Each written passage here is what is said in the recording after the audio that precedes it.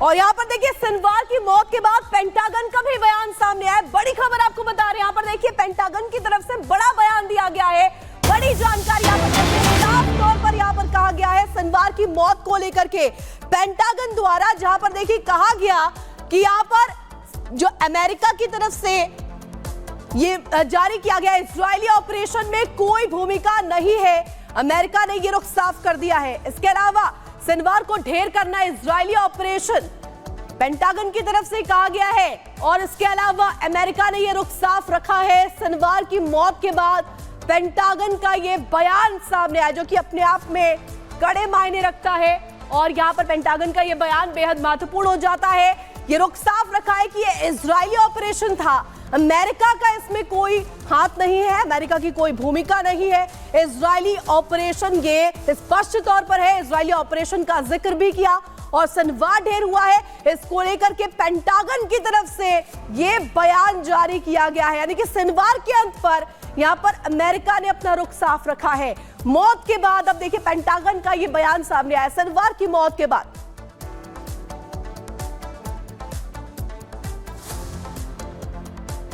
वहीं इजराइल ने 3 महीने में अपने 3 बड़े दुश्मनों को ढेर कर दिया। 7 अक्टूबर का दिन जब इजराइल के अंदर हर तरफ हाहाकार मचा हुआ था, हमास ने इजराइल में 7 अक्टूबर को जो रक्तपात मचाया था, नेतन्याहू ने एक के बाद एक हमास के टॉप लीडर को मार गिराया, बदला लिया। पहले मोहम्मद दाइफ, फिर इस्माइल हानिये और फिर उसके बाद हिजबुल्लाह चीफ के बाद हमास के हानिये की जगह के लिए सिनवार को ढेर कर दिया। कैसे आईडीएफ ने ऑपरेशन सिनवार को अंजाम दिया और कैसे उसको मौत के घाट उतारा गया, रिपोर्ट आप देखिए।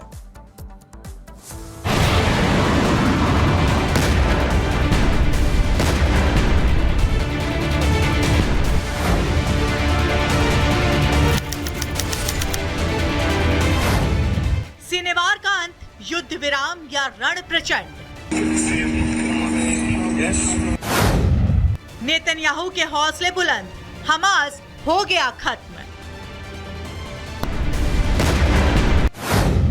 3 महीने 3 बड़े दुश्मनों का दी एंड। जिसने 7 अक्टूबर 2023 को इजराइल को दहलाया, नरसंहार कर रक्तपात मचाया, बेगुनाहों को बंधक बनाया, उस खान यूनिस के कसाई और 7 अक्टूबर के मास्टरमाइंड का खात्मा हो गया।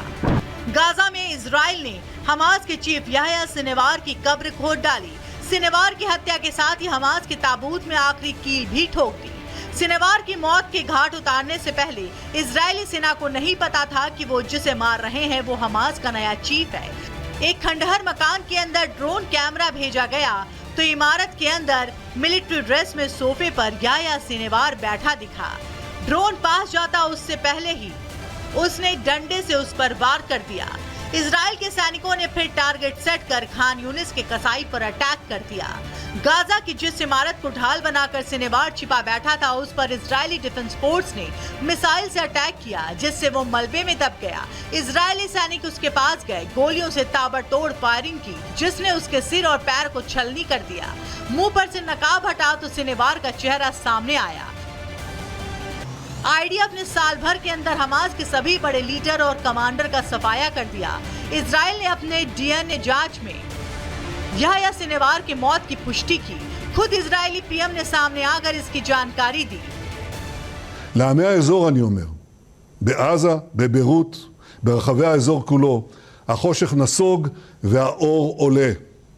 דף, הנייה, סינואר, נסראללה, מוחסן, עקיל ורבים משותפיהם אינם. אני קורא לכם, עמי האזור, יש בפנינו הזדמנות גדולה לבלום את ציר הרשע וליצור עתיד אחר, עתיד של שלום, עתיד של שגשוג באזור כולו. इजरायली मीडिया के मुताबिक सिनवार को मारने में ना मोसाद, ना एयर स्ट्राइक और ना ही कमांडो का हाथ रहा। उसे मारने वाला सैनिक आईडीएफ के इन्फेंट्री कमांडर और कॉम्बैक्ट ट्रेनिंग स्कूल से है। रिपोर्ट के मुताबिक जिस सैनिक ने सिनवार को मारा, उसने 9 महीने पहले ही सेना ज्वाइन की है। इधर नेतन्याहू ने सिनवार की मौत की पुष्टि की। उधर अमेरिकी राष्ट्रपति जो बाइडेन ने इजरायली पीएम से फोन पर बात की और याह्या सिनवार की हत्या पर बधाई दी। साथ ही आईडीएफ की हौसला अफजाई भी की और सिनवार की मौत को बंधक समझौते की दिशा में आगे बढ़ता कदम बताया। The horrors of the past year cannot be the future.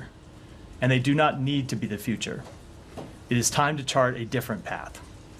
So over the days ahead, the United States will redouble our efforts to return the hostages home, to bring an end to this war, to alleviate the suffering of the Palestinian people, and to allow the people of Gaza to begin to rebuild their lives. America की पीठ थपथपाने के बाद Benjamin Netanyahu ने Gaza की जनता को भी संदेश दिया और बता दिया कि सिनेवार की मौत हमास के खात्मे का अंत है। אני ניצב בפניכם היום כדי לבשר לכם שיחיא סנוואר חוסל. מי שביצע את הטבח הנורא ביותר בתולדות עמנו מאז השואה, רב המרצחים שרצח אלפי ישראלים, חטף מאות אזרחינו, חוסל היום על ידי חיילינו הגיבורים. והיום, כפי שהתחייבנו לעשות, באנו איתו חשבון. ונמשיך בכל הכוח עד להשבתם הביתה של כל יקיריכם שהם יקירנו. זו מחויבות עליונה שלנו, זו מחויבות עליונה שלי. सिनेवार के अंत के साथ ही जहां नेतन्याहू हमास के खत्म होने का दावा कर रहे हैं, तो वहीं बंधकों की रिहाई के लिए लड़ाई जारी रखने की बात भी कह रहे हैं। Bureau report, Republic Bharat. तो देखिए, जिस तरीके से मिडिल ईस्ट में महासंग्राम मचा हुआ है, इसी को लेकर के एक बड़ी जानकारी आपको दे दे। इस पूरे हमले के बाद देखिए याह्या शरीफ यहाँ पर जिस तरीके से मारा गया है, इसके बाद अब यहाँ पर मौत पर जश्न तेल अवीव में मनाया गया। सिनवार की मौत पर तेल अवीव में जश्न मनाया गया। यहाँ पर देखिए सिनवार की मौत पर तेल अवीव में जश्न की तस्वीरें सामने आई है और साफ तौर पर लोगों ने सड़कों पर संगीत बजाया है और हमास का ये दूसरा जो चीफ है ये ढेर हुआ है।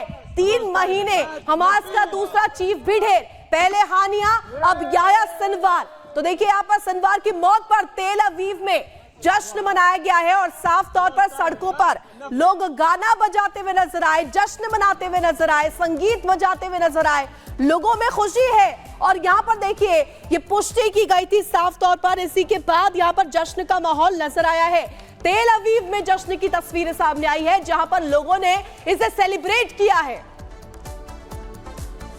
और एक और बड़ी खबर इस बीच आपको बता दें, यहां पर देखिए इजराइल के सैनिकों ने जश्न मनाया है।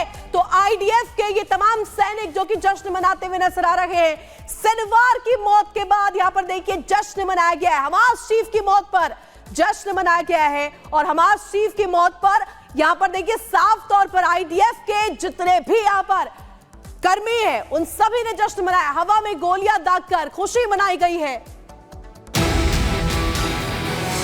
तर्कों से वार पलटवार, संवाद किसका दमदा, राष्ट्रीय सर्वोपरि सम्मेलन 18 अक्टूबर सिर्फ रिपब्लिक भारत पर।